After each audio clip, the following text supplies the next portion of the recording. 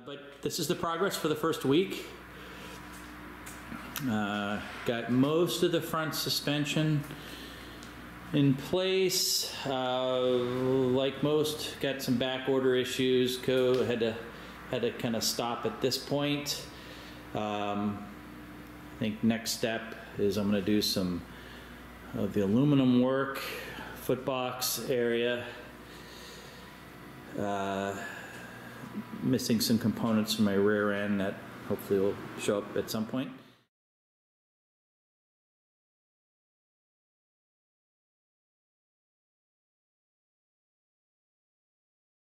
Before you install the IRS, you have to drill out these bolt holes to accommodate a 5/8 bolt.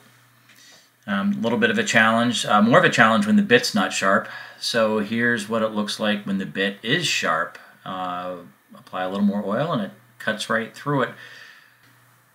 Yeah, from here then you go on to installing the bushings. A little bit of grease on all the surfaces. They tap right into place with the use of a rubber mallet. And then here I'm putting in some sleeves. I guess they're sleeves, and they tap right in. Next step is to drop the IRS center section in. So the whole time I'm doing this work, most of the time, the reality is it's at night, after hours, so the option of pulling in a buddy or two to help me lift things in place is not an option. So I always need to get creative as to how I do things, and I use the engine hoist here to lift the center section in place. I don't know how heavy it is. It's, I don't know, maybe 80 pounds or something like that, but it's difficult to move. And so with the use of the hoist, I was able to get this in place myself. As you'll see, once I get it into place, it does take quite a bit of work to actually get it to fit, to get the bolt holes to line up. I mean, they're relatively close, but went at it with a hammer here and there, and struggled with that a bit. But after a little monkeying around and the proper order, basically I found that if I started on one side and got the bolt started, I could kind of work my way around and got all of them in place. No broken fingers, happy about that. But definitely some foul language involved, without a doubt. But let's cue some happy work music while I finish this up, and then on to the next stage.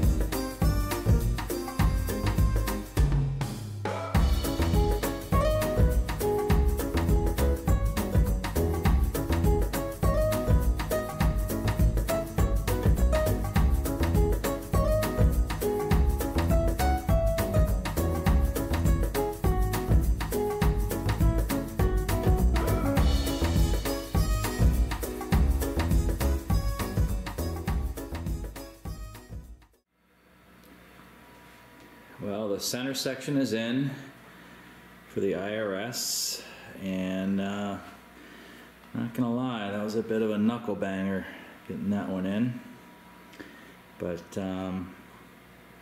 pretty happy. It actually fit like it was supposed to.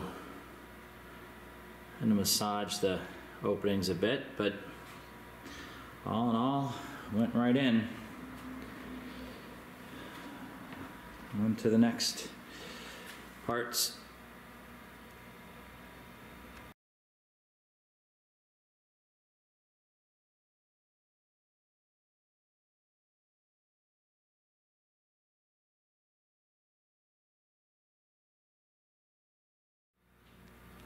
So I have no idea where that part is. That rod end there. Looked everywhere. Doesn't show up on my back ordered list. Well, I'll keep going and see if I can figure out what's going on. Whoa, there we go. So we'll put this part on pause and move to the next.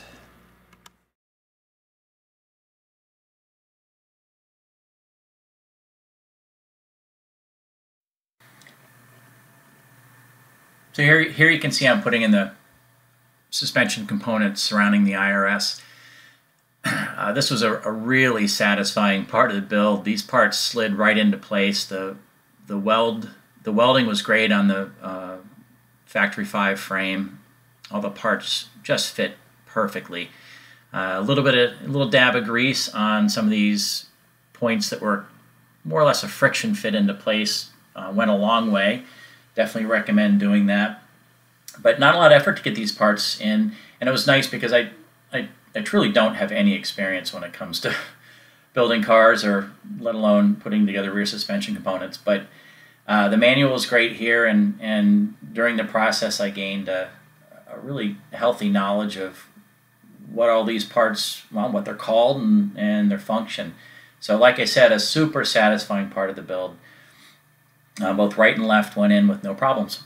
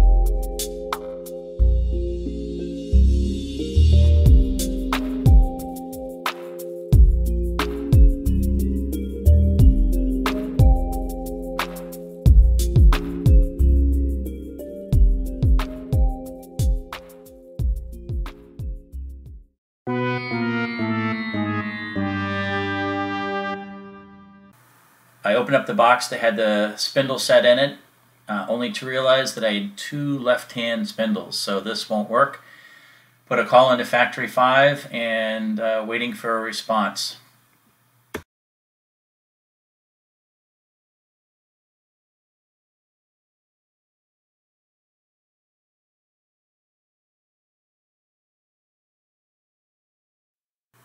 Back into the aluminum panels we go. Here we're going to look at the assembly of the foot box, which is, I guess if I had to guess, it'd be the most complex part of the aluminum panel assembly.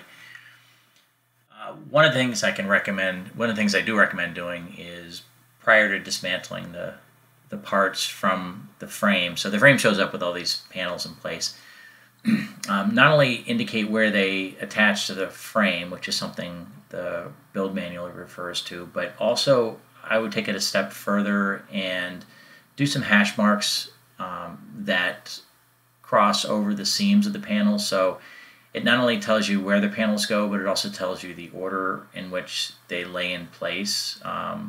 It will indicate if a flange is over or under another flange. So I found this to be really helpful during the reassembly of these parts. So I apologize for the long segment of aluminum here, but it is a big part of the build, and I hope you enjoy it.